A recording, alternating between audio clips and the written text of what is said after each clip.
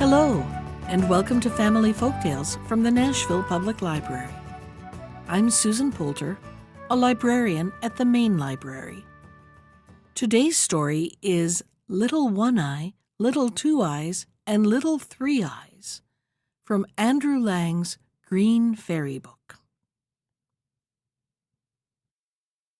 There was once a woman who had 3 daughters, of whom the eldest was called Little One Eye because she had only one eye in the middle of her forehead, and the second Little Two Eyes because she had 2 eyes like other people, and the youngest Little Three Eyes because she had 3 eyes and her third eye was also in the middle of her forehead. But because Little Two Eyes did not look any different from other children, her sisters and mother could not bear her. They would say to her, "You with your 2 eyes are no better than common folk. You don't belong to us." They pushed her here and threw her wretched clothes there, and gave her to eat only what they left, and they were as unkind to her as ever they could be. It happened one day that Little Two Eyes had to go out into the fields to take care of the goat, but she was still quite hungry because her sisters had given her so little to eat. So she sat down in the meadow and began to cry, and she cried so much that 2 little brooks ran out of her eyes.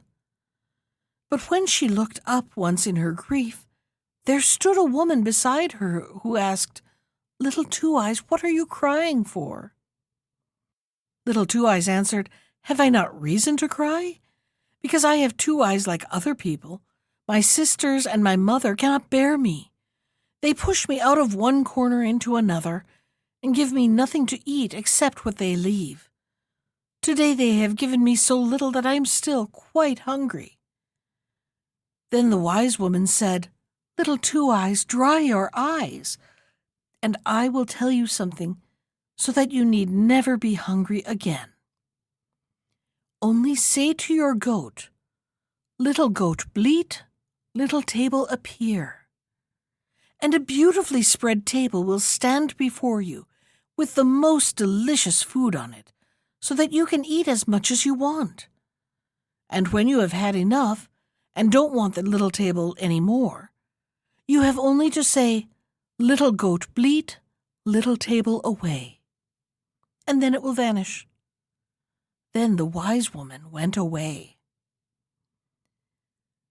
But Little Two Eyes thought, "I must try at once if what she has told me is true, for I am more hungry than ever." And she said, "Little goat, bleat, little table appear." And scarcely had she uttered the words when there stood on a little table before her, covered with a white cloth, on which were arranged a plate with a knife and fork and a silver spoon, and the most beautiful dishes, which were smoking hot as if they had just come out of the kitchen. Then Little Two Eyes said the shortest grace she knew, and set to work and made a good dinner. And when she had had enough, she said, as the wise woman had told her, "Little goat, bleat, little table away." And immediately the table and all that was on it disappeared again. "That is a splendid way of housekeeping," thought Little Two Eyes, and she was quite happy and contented. In the evening, when she went home with her goat, she found a little earthenware dish with the food that her sisters had thrown to her, but she did not touch it. The next day she went out again with her goat, and left the few scraps which were given her.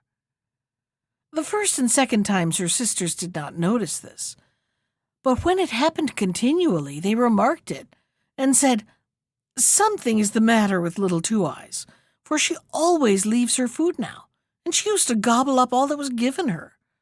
She must have found other means of getting food." So in order to get at the truth, Little One Eye was told to go out with Little Two Eyes when she drove the goat to pasture, and to notice particularly what she got there and whether anyone brought her food and drink. Now, when Little Two Eyes was setting out, Little One Eye came up to her and said, "I will go into the field with you and see if you take good care of the goat. and if you drive him properly, to get grass." But little Two Eyes saw what little One Eye had in her mind, and she drove the goat into the long grass and said, "Come, little One Eye, we will sit down here, and I will sing you something." Little One Eye sat down, and as she was very much tired by the long walk to which she was not used, and by the hot day, and as little Two Eyes went on singing, "Little One Eye, are you awake? Little One Eye, are you asleep?" she shut her one eye and fell asleep.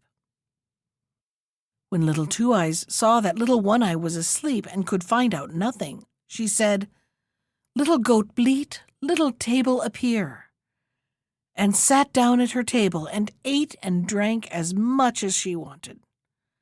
Then she said again, "Little goat, bleat, little table, away," and in the twinkling of an eye all had vanished. Little Two Eyes then woke little One Eye and said, "Little One Eye, you meant to watch, and instead you went to sleep. In the meantime, the goat might have run far and wide. Come, we will go home."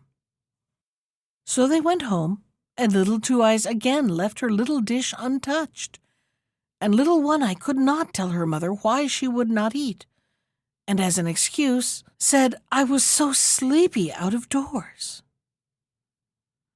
The next day the mother said to little Three Eyes, "This time you shall go with little Two Eyes and watch whether she eats anything out in the fields, and whether anyone brings her food and drink, for eat and drink she must secretly." So little Three Eyes went to little Two Eyes and said, "I will go with you and see if you take good care of the goat, and if you drive him properly to get grass."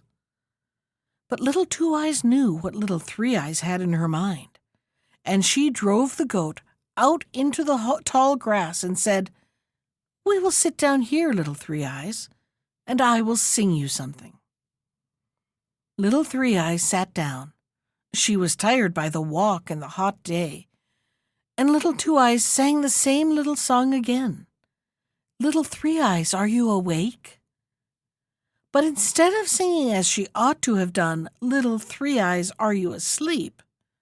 she sang without thinking, "Little Two Eyes, are you asleep?" She went on singing, "Little Three Eyes, are you awake? Little Two Eyes, are you asleep?"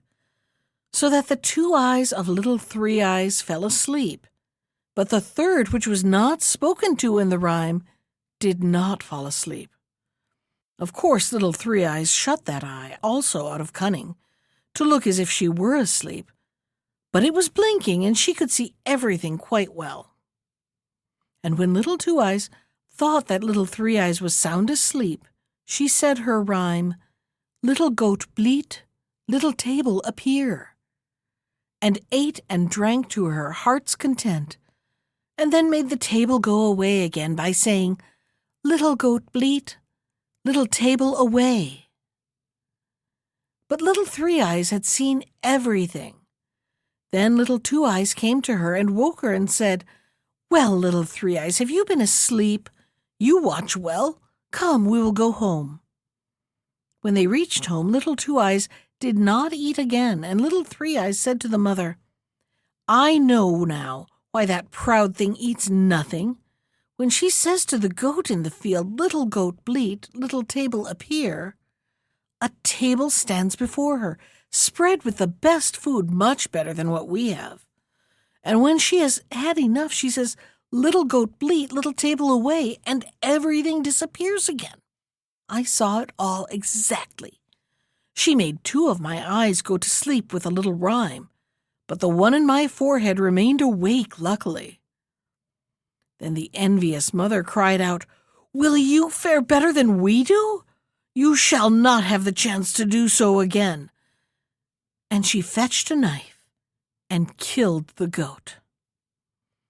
When little Two Eyes saw this, she went out full of grief and sat down in the meadow and wept bitter tears.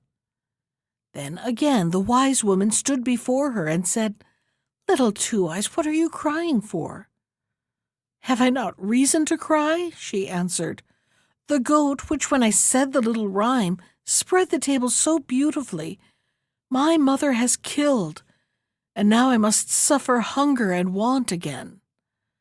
The wise woman said, "Little Two Eyes, I will give you a good piece of advice. Ask your sisters to give you the heart of the dead goat and bury it in the earth before the house door. That will bring you good luck." Then she disappeared, and Little Two Eyes went home and said to her sisters, "Dear sisters, do give me something of my goat. I ask nothing better than its heart." Then they laughed and said, "You can have that if you want nothing more." And Little Two Eyes took the heart and buried it in the evening when all was quiet, as the wise woman had told her before the house door. The next morning, when they all awoke and came to the house door, there stood a most wonderful tree, which had leaves of silver and fruit of gold growing on it. You never saw anything more lovely and gorgeous in your life. But they did not know how the tree had grown up in the night. Only Little Two Eyes knew that it had sprung from the heart of the goat, for it was standing just where she had buried it in the ground. Then the mother said to Little One Eye, "Climb up, my child, and break us off the fruit from the tree." Little One Eye climbed up, but just when she was going to take hold of one of the golden apples, the bough sprang out of her hands, and this happened every single time, so she could not break off even one apple, however hard she tried. Then the mother said, "Little Three Eyes, do you climb up? You with your 3 eyes can see better than Little One Eye." So Little One Eye slid down, and Little Three Eyes climbed up, but she was not any more successful. Look round as she might, the golden apples bent themselves back. At last, the mother got impatient and climbed up herself, but she was even less successful than Little One Eye and Little Three Eyes in catching hold of the fruit, and only grasped at the empty air. Then Little Two Eyes said, "I will just try once. Perhaps I shall succeed better." The sisters called out, "You with your 2 eyes will no doubt succeed." But Little Two Eyes climbed up, and the golden apples did not jump away from her, but behaved quite properly, so that she could pluck them off, one after the other, and brought a whole apronful down with her. The mother took them from her, and instead of behaving better to poor Little Two Eyes, as they ought to have done, they were just jealous that only she could reach the fruit, and behaved still more unkindly to her. It happened one day that when they were all standing together by the tree, that a young knight came riding along. "Be quick, Little Two Eyes," cried the 2 sisters. "Creep under this, so that you shall not disgrace us." And they put over poor Little Two Eyes as quickly as possible an empty cask which was standing close to the tree, and they pushed the golden apples which she had broken off under there with her. When the knight, who was a very handsome young man, rode up, he wondered to see the marvelous tree of gold and silver, and said to the 2 sisters, "Whose is this beautiful tree? Whoever will give me a twig of it shall have whatever she wants." Then Little One Eye and Little Three Eyes answered that the tree belonged to them, and that they would certainly break him off a twig. They gave themselves a great deal of trouble, but in vain. The twigs and fruit bent back every time from their hands. Then the knight said, "It is very strange that the tree should belong to you, and yet that you have not the power to break anything from it." But they would have that the tree was theirs, and while they were saying this, Little Two Eyes rolled a couple of golden apples from under the cask, so that they lay at the knight's feet, for she was angry with Little One Eye and Little Three Eyes for not speaking the truth. When the knight saw the apples, he was astonished, and asked where they came from. Little One Eye and Little Three Eyes answered that they had another sister, but she could not be seen, because she had only 2 eyes like ordinary people. But the knight demanded to see her and called out, "Little Two Eyes, come forth." Then Little Two Eyes came out from under the cask, quite happily, and the knight was astonished at her great beauty, and said, "Little Two Eyes, I am sure you can break me off a twig from the tree." "Yes," answered Little Two Eyes, "I can, for the tree is mine." So she climbed up and broke off a small branch with its silver leaves and golden fruit without any trouble, and gave it to the knight. Then he said, "Little Two Eyes, what shall I give you for this?" "Ah," answered Little Two Eyes, "I suffer hunger and thirst, want and sorrow, from early morning till late in the evening. If you would take me with you and free me from this, I should be happy." Then the knight lifted Little Two Eyes on his horse and took her home to his father's castle. There he gave her beautiful clothes and food and drink, and because he loved her so much, he married her, and the wedding was celebrated with great joy. When the handsome knight carried Little Two Eyes away with him, the two sisters envied her good luck at first. "But the wonderful tree is still with us, after all," they thought, "and although we cannot break any fruit from it, everyone will stop and look at it, and will come to us and praise it. Who knows whether we may not reap a harvest from it?" But the next morning the tree had flown, and their hopes with it, and when Little Two Eyes looked out of her window, there it stood underneath, to her great delight. Little Two Eyes lived happily for a long time. Once 2 poor women came to the castle to beg alms. Then Little Two Eyes looked at them and recognized both her sisters, Little One Eye and Little Three Eyes, who had become so poor that they had to beg bread at her door. But Little Two Eyes bade them welcome, and was so good to them that they both repented from their hearts of having been so unkind to their sister. That was Little One Eye, Little Two Eyes, and Little Three Eyes from Andrew Lang's Green Fairy Book. Special thanks to Ginger Sands for our theme music. You can find more of Ginger's music at iTunes or on her website at www.gingersands.com. And if you'd like to comment on today's story, send me an email. I can be reached at susan.poulter, that's Poulter, @nashville.gov. Thanks for listening.